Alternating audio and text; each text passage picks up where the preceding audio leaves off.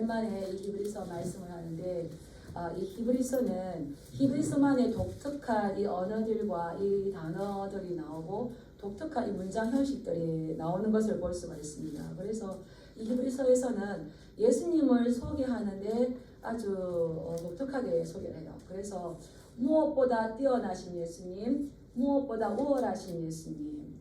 누가 나에게 네가 왜 예수님을 믿노? 예수님 믿는 거를 나에게 한 3분 정도만 이야기해 줘봐. 이러면은 어떻게 이야기하시겠습니까? 그렇게 예수 믿어. 나는 그보다 더 좋은 거 있어. 그래서 안 믿을 거야.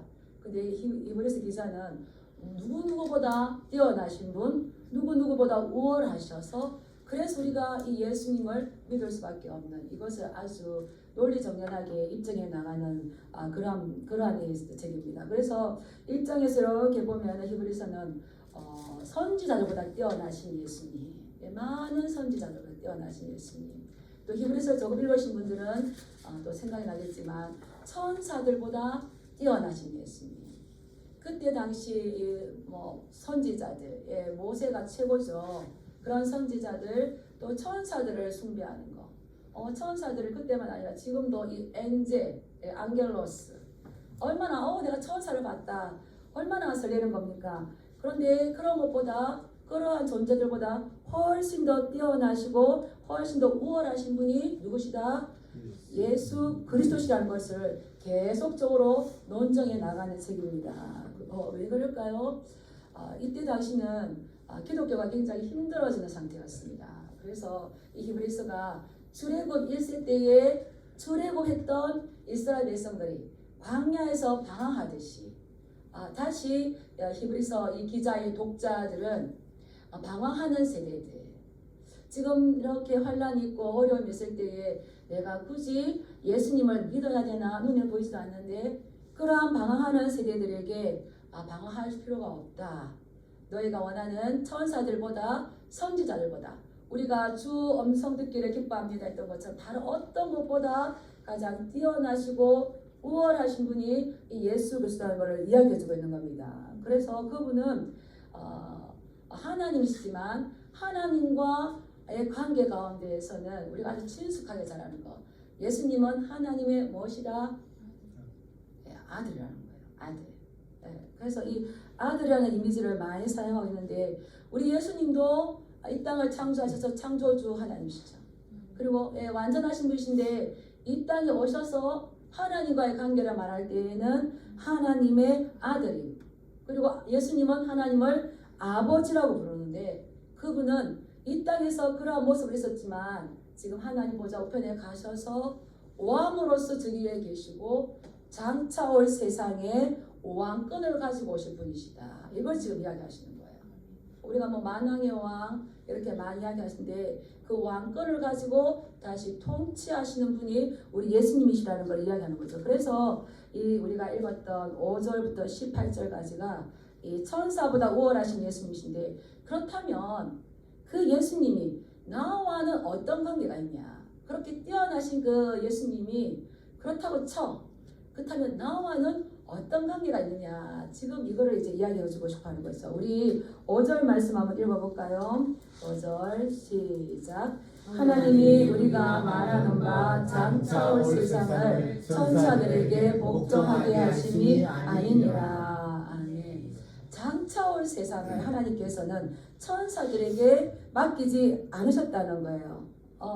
그래서 이것은 천사들로 하여금 그 하나님의 나라를 다스릴 수 있도록 한 것이 아니라 장차 올 세상은 천사들은 관여할 수가 없는데 이 장차 올 세상에서 하나님께서 예수님께 맡기시고 이야기하는 거죠. 장차 올 세상은 뭘까요? 장차 올 세상은 정말 영적인 의미가 있는데 하나님의 나라입니다. 우리가 히브리서 용어로 이야기 한번 해볼게요. 하늘 성소. 하늘 성소. 하나님 나라, 하늘나라, 흔들리지 않는 나라, 영원한 도성, 하늘 성소. 이게 장차 올 나라입니다. 이걸 헬라어로 뭐라고 하냐면 오이쿠메네라고 썼어요. 우리가 1장 6절 말씀에도 보면 또 그가 맏아들을 이끌어 세상에 다시 들어오게 하실 때에 이 세상 이거는 이 땅의 세상을 이야기하는 것이 아니라 장차 올 세상 하늘 성소 종말론적인 하나님의 나라를 이야기하는 거죠. 그래서 그때에 맏아들을 이끌어 하나님의 나라에 들어가게 맏아들이 되어서 맏아들을 이끌어 세상에 하나님의 나라에 들어오게 하시는데 그 나라는 천사들에게 맡기지 않았다는 겁니다.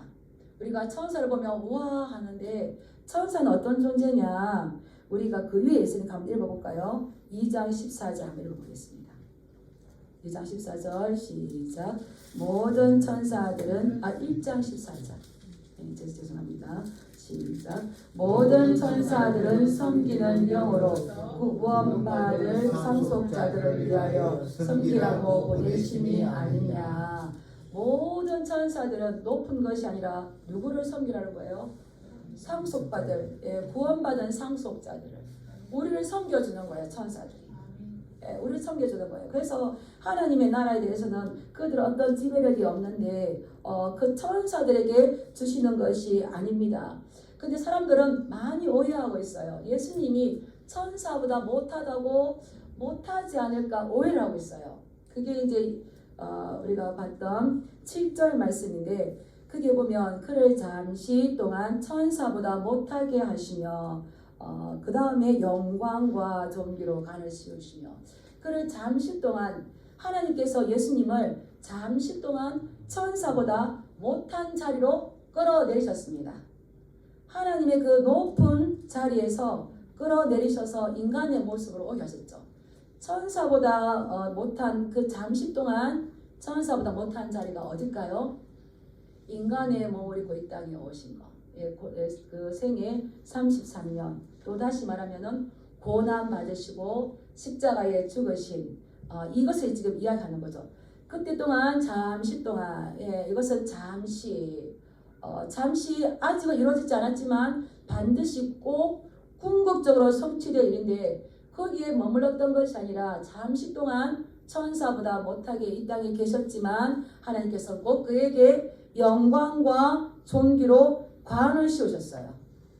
그래서 영광과 존귀로 관을 씌우셨다. 관은 뭘 이야기하냐면 에스테파노스에서 왕관을 씌우셨다는 거예요. 머리에 반짝이고 빛나는 화려한 왕관을 씌우셨다는 건 뭡니까? 왕으로서 즉위하신 거예요. 왕으로서 등극하시는 거예요. 우리가 예수님이 어떤 분이신가를 잘 알 때에 우리의 믿음이 담대해집니다. 그래서 왕으로서 즉위시키고 난 다음에 어떻게 하셨는가? 우리 8절 한번 읽어보겠습니다. 시작. 만물을 그 발 아래에 복종하게 하셨느니라 하였으니 만물로 그에게 복종하게 하셨은즉 복종하지 않은 것이 하나도 없어야 하겠으나 지금 우리가 만물이 아직 그에게 복종하고 있는 것을 보지 못하고 아멘. 예수님께서 영광과 존귀로 관을 쓰신 것은 왕으로 등극했다는 것을 말씀하셨는데 왕이 되었기 때문에 만물을 그의 발 아래에 하나님께서 복종할 수 있도록 낮추시고 만물 위에 하나님께서 예수 그리스도를 높이셨죠. 그렇기 때문에 만물이 예수님 앞에 복종하지 않는 것이 하나도 없어요. 이 복종하게 하셨다. 명령을 따르게 하셨다. 그렇다면 예수님은 명령하는 자가 되셨는데 이것을 말하면은 통치자가 되셨다는 거예요. 다스리는 자가 되셨다는 거예요. 이것은 예수님께서 천사보다 못한 상태에 즉 인간의 몸을 입고 오시고 고난 당하시고 그 십자가에서 죽임을 당하셨던 그 모든 것들을 잘 감당해냈을 때에 하나님께서 영광과 존귀로 관을 씌우시고 그분을 발 앞에 모든 것들을 복종하게 하시는 왕으로 세우셨던 거죠. 그래서 예수님은 이 모든 것들의 통치자가 되시는 분이십니다. 그래서 이 만물이라는 건 뭐냐? 만물. 우리가 생각하는 세상 만사예요. 하늘에 있는 것과 땅에 있는 것들 그리고 또한 이뿐만 아니라 하나님에게 대적했던 모든 무리들.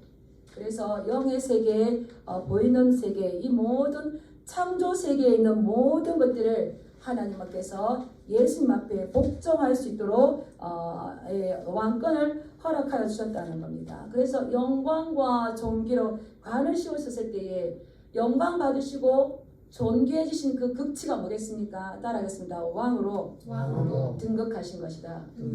천상의 왕으로 등극하신 것이다.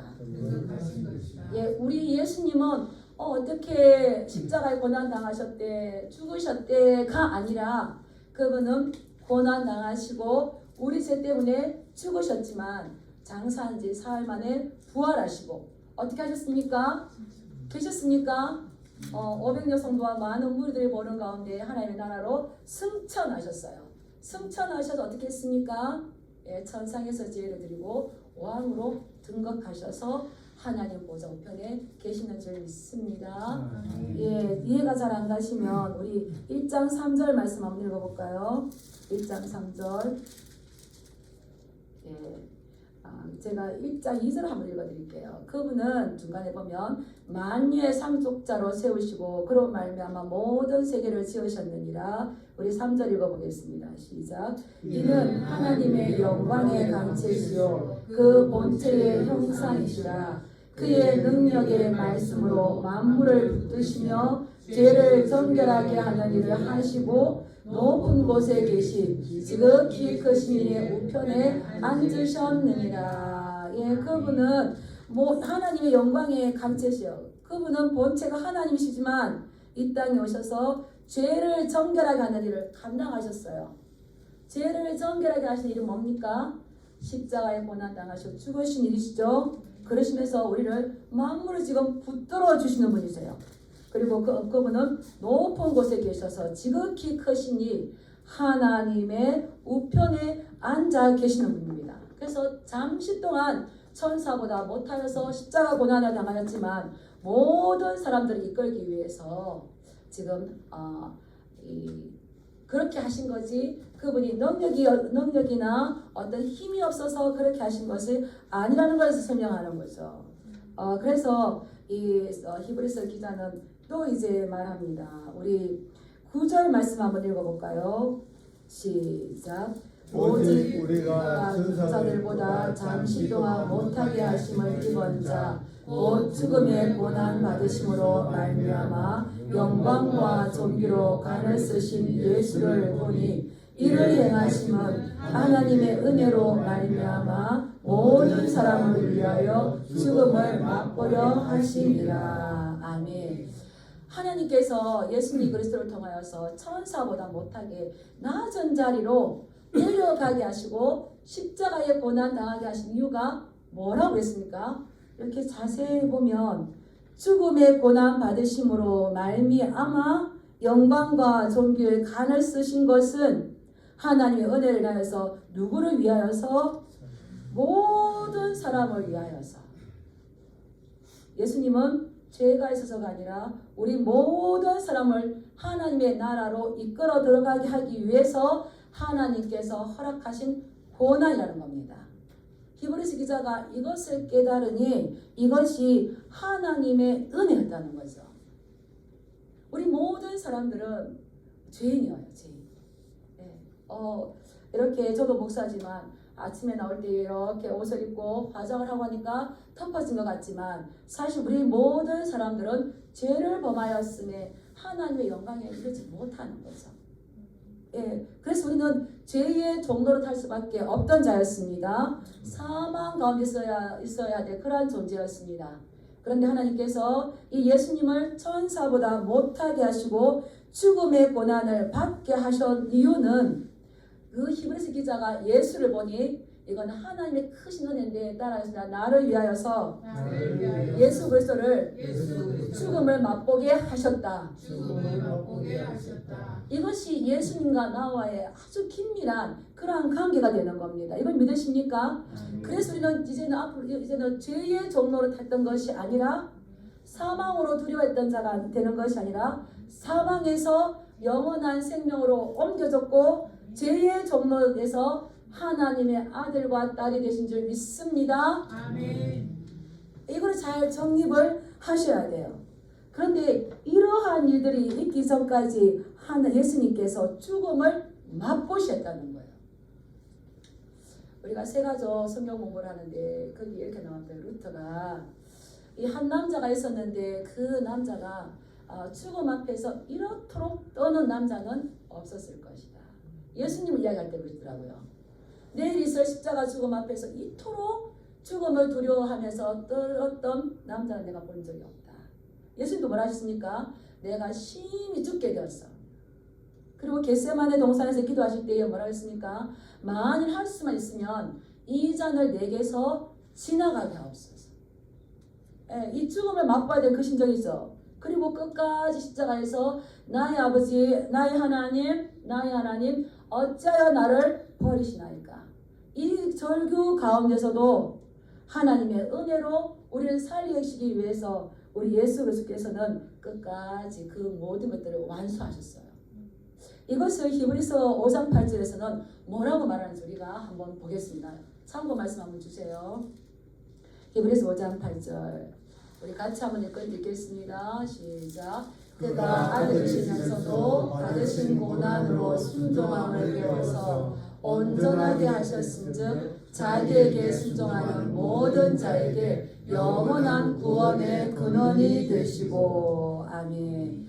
예수님은 하나님의 아들이셨어요. 예수님은 하나님의 아들이셨지만 순종을 배우셨다고 했습니다. 어떻게 무엇을 통해서 순종을 배웠습니까? 따라서 고난을 통하여서. 고난을 통하여서. 예, 예수님은 하나님이셨고 하나님의 아들이시기 때문에 이 고난을 당하실 필요가 없으셨습니다.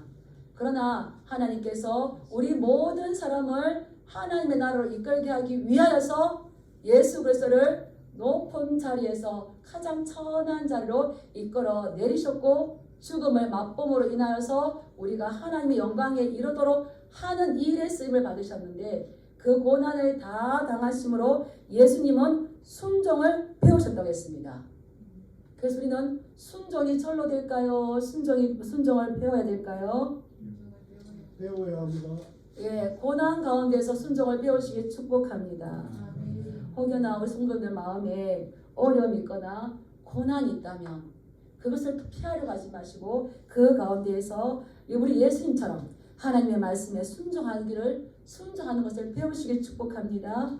예, 순종을 통해서 이것을 영적인 기회로, 영적인 축복의 기회로 잡으시길 축복합니다. 그랬을 때 놀라운 은혜가 있어요. 우리 다시 한 번 더 보면 고난으로 순종을 배워서 2장 5장 9절에 같이 한번 읽겠습니다. 온전하게 되셨은즉 자기에게 순종하는 모든 자에게 영원한 구원의 근원이 되시고. 예, 이 예수님은 순종하면서 배워서 고난 받으실 뿐만 아니라 그것으로 통하여서 모든 믿는 자들에게 순종하는 자들에게 영원한 구원의 근원이 되었다는 겁니다. 구원의 창시자가 되었다는 거죠. 구원의 왕이 되셔서 다시 우리가 2장 10절 오면 2장 9절은 영광과 존귀로 관을 씌우신 거죠. 그 말씀이 여기 말씀입니다. 그래서 우리는 다시 2장 10절 오면 이 구원의 근원이 되신 그 예수님 우리가 2장 10절에서도 다시 한 번 더 살펴보겠습니다. 우리 2장 10절에 가보겠습니다. 시작. 그러므로 만물이 그를 위하고 또 그로 말미암은 이가 많은 아들들을 이끌어 영광에 들어가게 하시는 이에 그들의 구원의 창시자를 고난을 통하여 온전하게 하심이 합당하도다. 아멘. 우리가 예수님을 보니 죽음을 맛보신 것은 모든 사람들을 위해서 이것이 마땅한데 그렇게 하심으로 인하여서 많은 아들들을 이끌어 어디로 가게 하셨다는 겁니까? 영광에 들어가게 하셨다. 우리 예수님께서 십자가의 고난을 순종함으로 배우시고 온전하게 이루심으로 인하여서 우리를 위한 것인데 많은 아들들이 누구겠습니까? 예수님을 믿는 우리. 그때 당시 내가 이렇게 고난이 있는데 내가 이거 기독교를 떠나야 되냐? 다시 유대교로 돌아가야 되냐? 방황하는 그들에게 우리가 아직 들어가야 될 일이 있는데 영광의 나라가 있다는 걸, 영광에 들어가게 하시기 위한 것, 영광의 나라에 들어갈 일이 있다는 것을 이야기하는 것입니다. 믿음으로 순종함을 배워서 구원의 근원이 되신 그 하나님을, 그 예수님을 이 히브리서 2장 10절에서 뭐라 그럽니까? 따라하시죠. 구원의 창시자. 구원의 창시자. 구원의 창시자. 구원의 창시자. 예, 믿음의 주요 온전케 하신 예수 그리스도. 믿음은 누가 주는 겁니까? 예수님이 주시는 거예요. 구원은 누가 주시는 겁니까?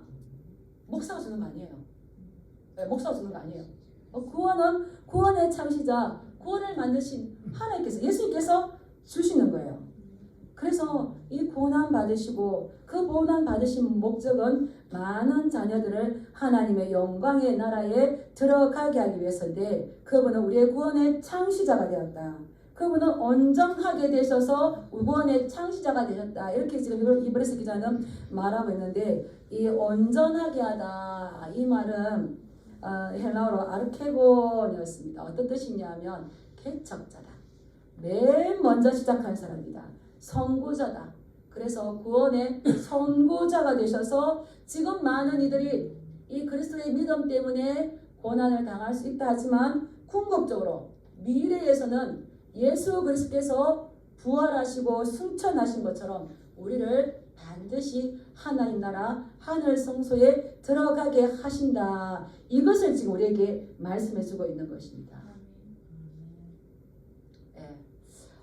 우리가 지금 이 예수님 믿는 것이 목적이 무엇인지를 정확하게 파악하지 못하면 우리는 이 땅에 있는 것으로 많은 어려움들 가운데 굴복할 수밖에 없습니다. 그러나 예수님께서 이 땅에서 고난 받으신 목적, 우리를 자녀로 삼으신 목적, 그것이 무엇인지 정확하게 되었을 때에 우리가 이 땅의 복뿐만 아니라 더 큰 영생의 복이 무엇인지를 바르게 밝히 깨달을 수 있는 줄 믿습니다. 그래서 하나님께서 이 예수 그리스도를 통하여 우리를 하나님의 나라로 이끌어가기를 원하셨는데, 너희가 이 어려움 앞에서 굴복하지 말아라는 것을 우리에게 말씀해 주는 것입니다. 그래서 로마서 5장 8절 말씀에 보면 우리가 아직 죄인 되었을 때에 그리스도께서 우리에 대한 자기의 사랑을 십자가에서 확정하시고 죽으시고 그분의 부활과 그분의 승천과 그분의 하느님 나라에서 왕노릇 하신 것을 우리에게 주시고자 하시는 줄 믿습니다. 이것이 놀라운 일이라는 거예요. 이것이 놀라운 일이라는 거예요.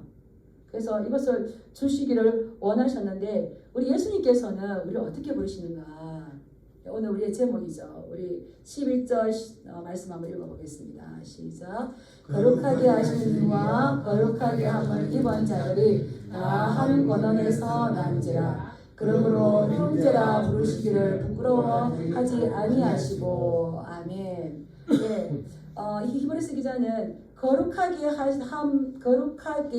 하시느니, 첫 번째 거룩하게 하시느니, 구원의 근원, 구원의 창시자, 거룩하게 하시는 이는 누굴까요?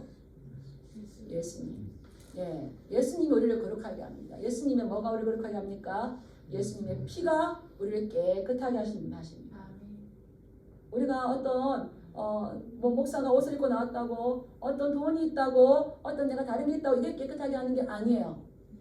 예, 오직 예수님의 보혈의 피가 우리를 깨끗하게 하셨기 때문에 거룩하게 하시는 이 예수 그리스도와 거룩하게 입은 자들 누구겠습니까?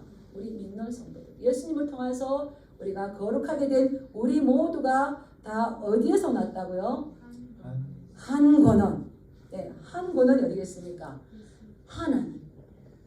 하나님. 그래서 예수님도 하나님 앞에 기도할 때 아빠 아버지, 아바 아버지 이렇게 했어요. 우리 성도님들도 하나님을 부를 때 뭐라고 부릅니까? 아버지. 이 말인 거예요. 그래서 거룩하게 하시는 예수님과 거룩하게 입은 우리가 다 한 권은 하나님에게서 났다. 한 아버지에게서 두 아들이 났다. 그래서 두 아들을 뭐라 부를까요? 형제라고 해요. 형제. 저는 어릴 때 동네를 나가면 어르신들이 꼭 이렇게 했어요. 네가 누구 집 딸이냐? 예. 너희 아버지 성함이 어떻게 되냐? 예, 뭐입니다. 이러면은 또 너의 형제 자매가 어떻게 되느냐? 네, 이남 삼녀입니다. 그 뭐 묻습니까? 아버지의 뿌리에서 형제가 몇 명이 났느냐? 예, 예수 그리스도의 왕권을 가지신 예수 그리스도의 그 근원과 예수님을 통해서 거룩하게 입은 우리의 그 권한이 다르다 같다. 예, 같다. 예, 전상호 형제가 같다 같은 거예요. 초신자가 좀 같다 하잖아요. 이걸 잘 보셔야 돼. 그렇기 때문에 예수님이 우리를 뭐라 부르신다고요?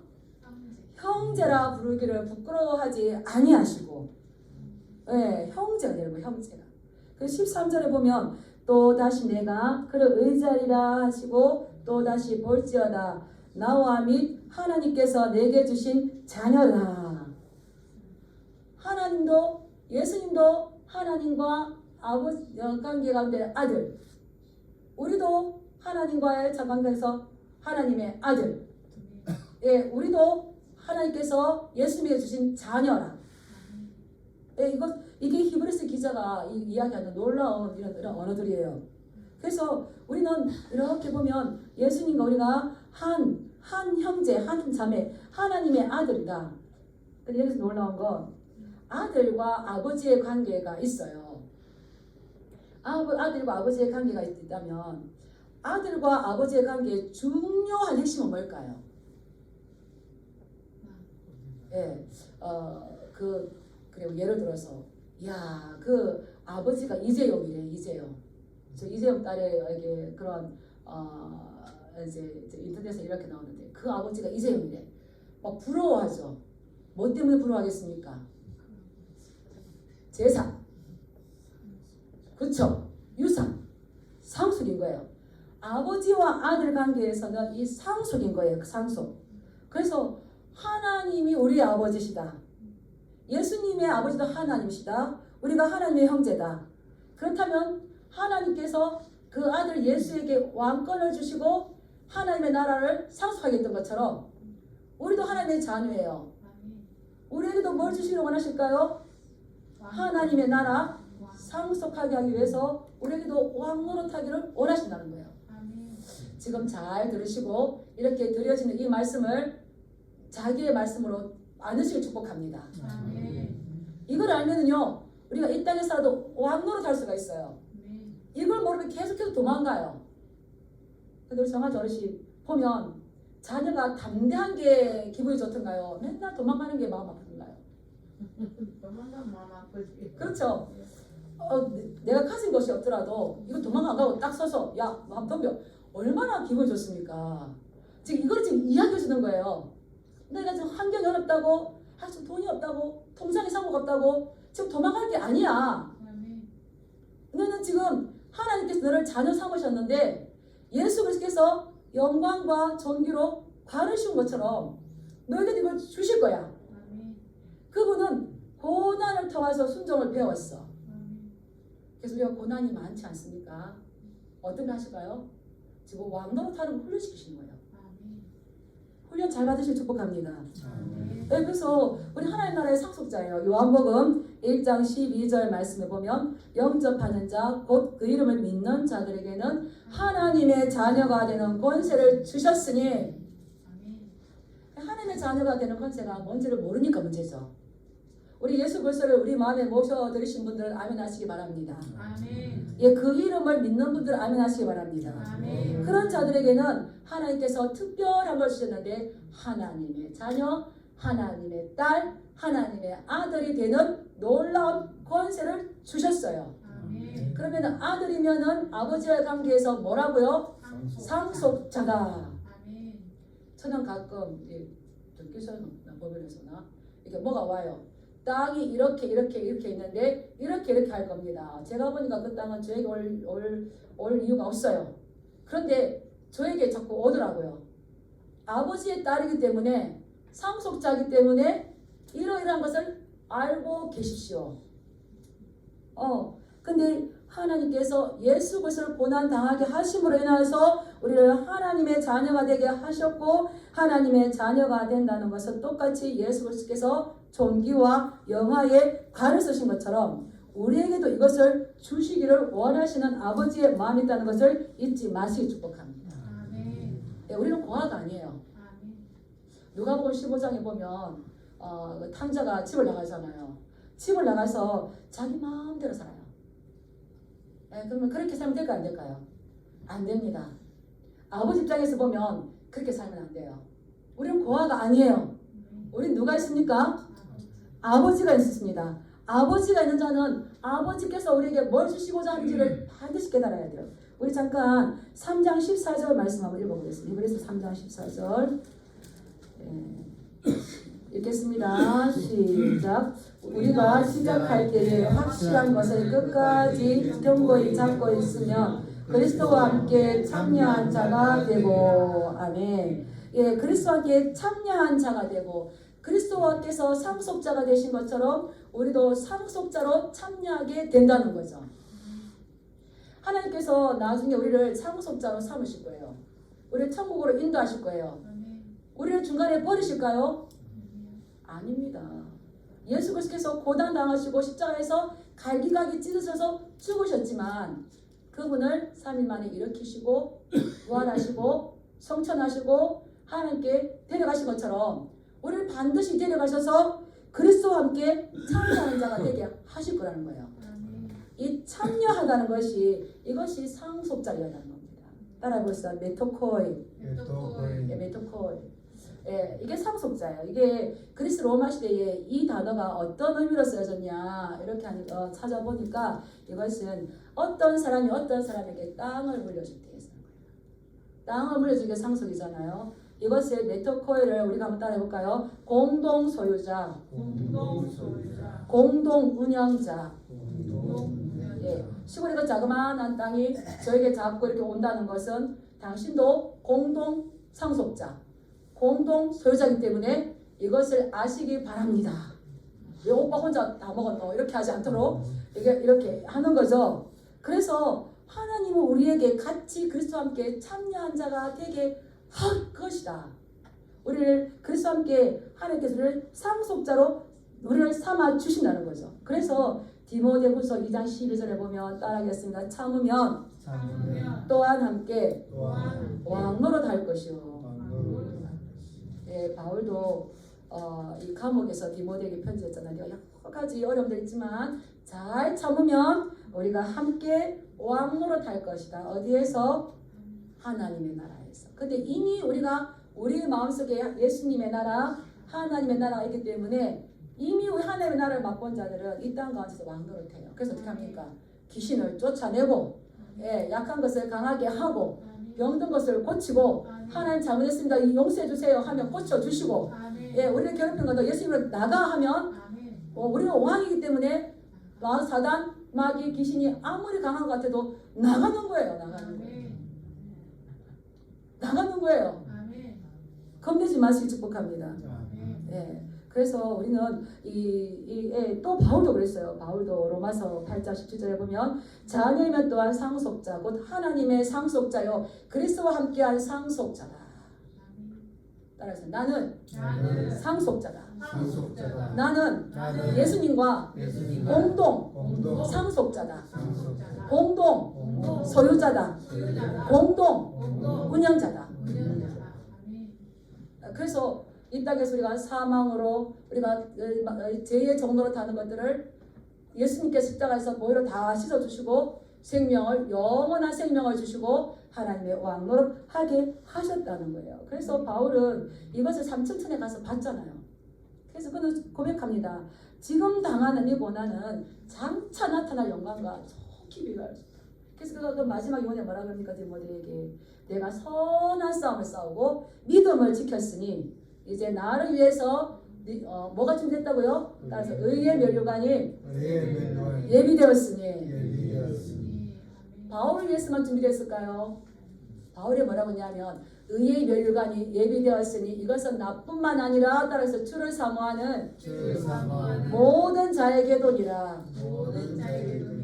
예수님만 왕관 쓰고 바울만 왕관 쓴 것이 아니라 부모가 다 있는 거 누구에게 주겠습니까?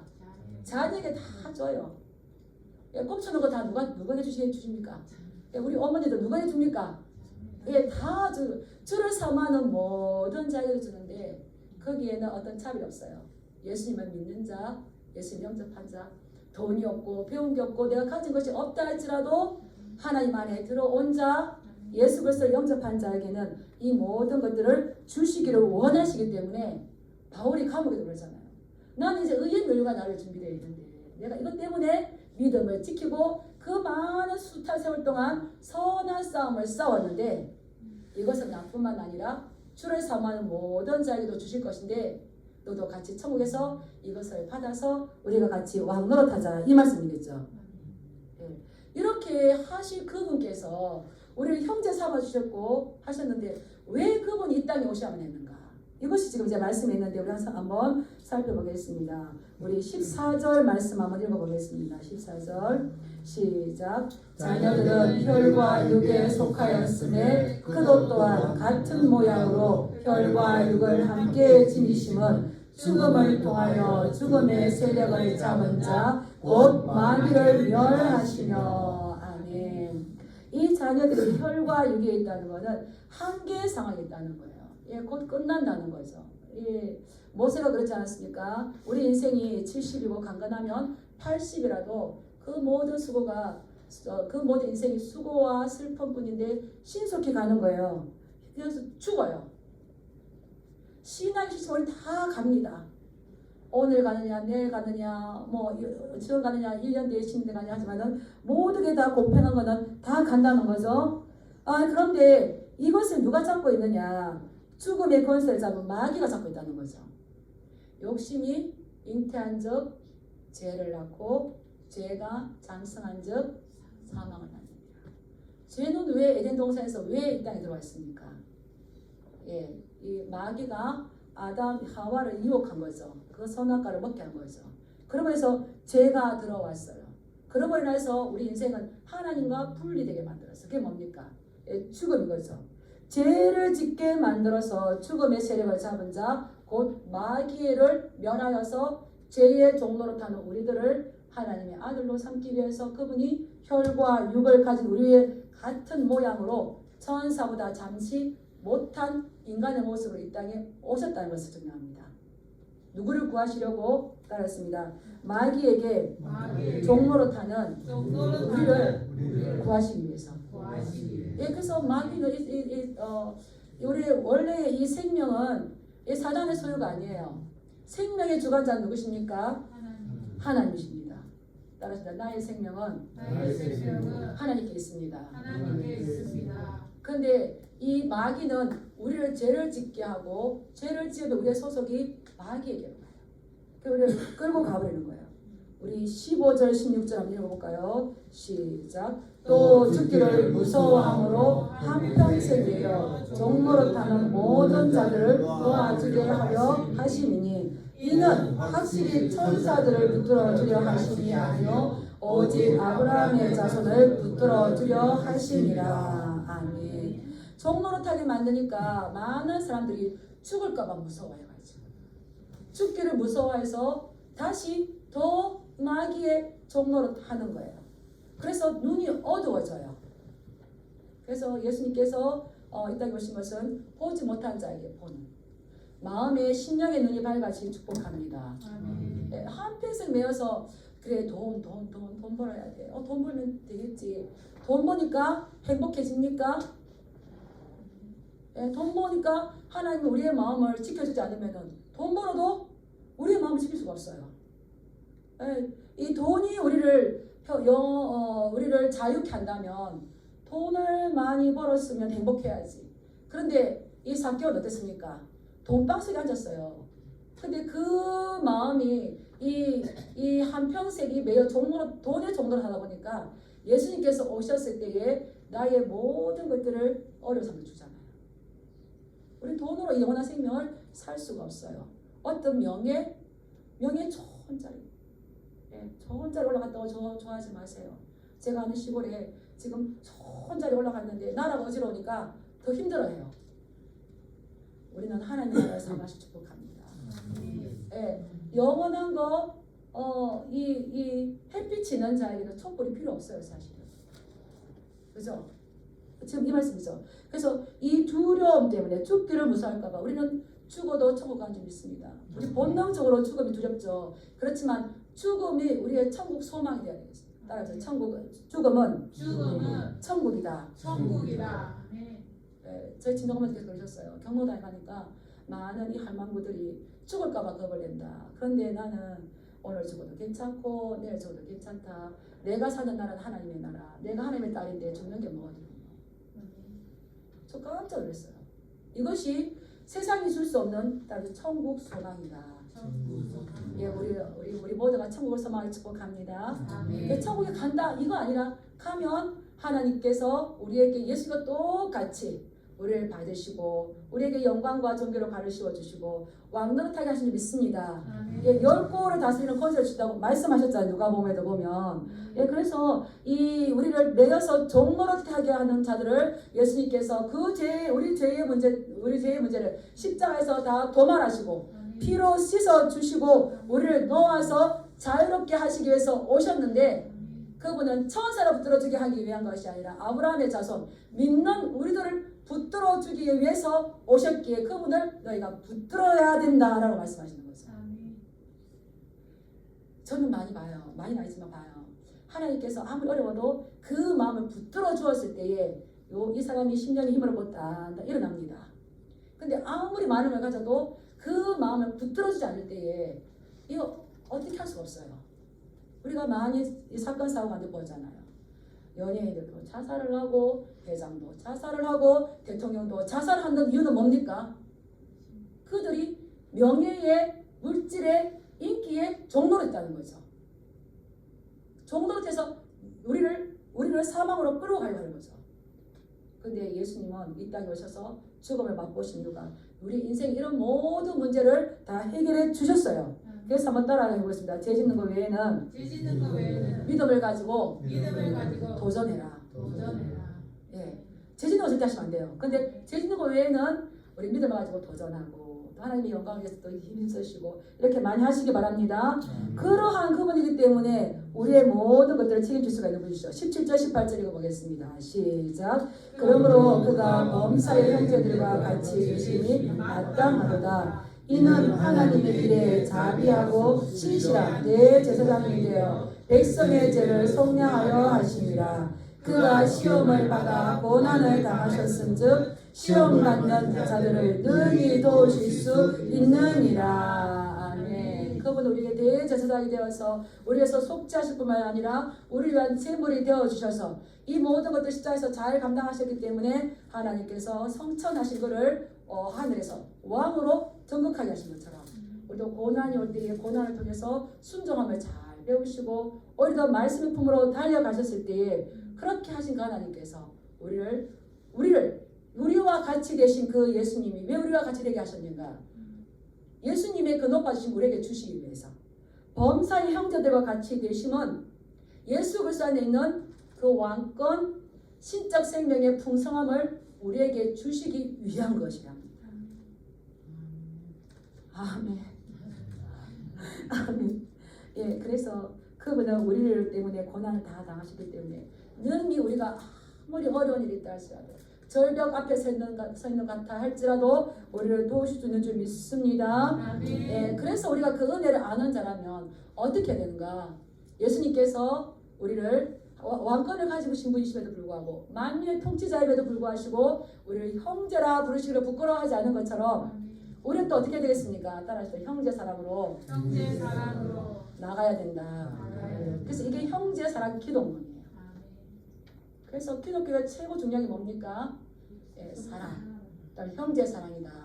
예, 그래서 우리는 싸우면 안 돼요. 기독교 싸우면 안 되죠. 나라가 이 때문에 또 싸우면 안 돼요. 서로 사랑하면서 예수님께서 그렇게 하나님의 아들이시고 만유의 통치자이시고 왕권을 가지신 분이심에도 불구하고 우리를 존귀하게 여기셔서 형제라 부르심을 부끄러워하지 않은 것처럼 우리 또한 우리를 형제라 부르신 그 예수님 부끄러워하지 않을 뿐만 아니라 우리가 지체 이웃사랑 형제 사랑으로 또 나가야 될 줄 믿습니다. 예, 그러한 또 아름다운 신앙의 사람들 되시길 주님으로 축복합니다. 예, 기도하겠습니다.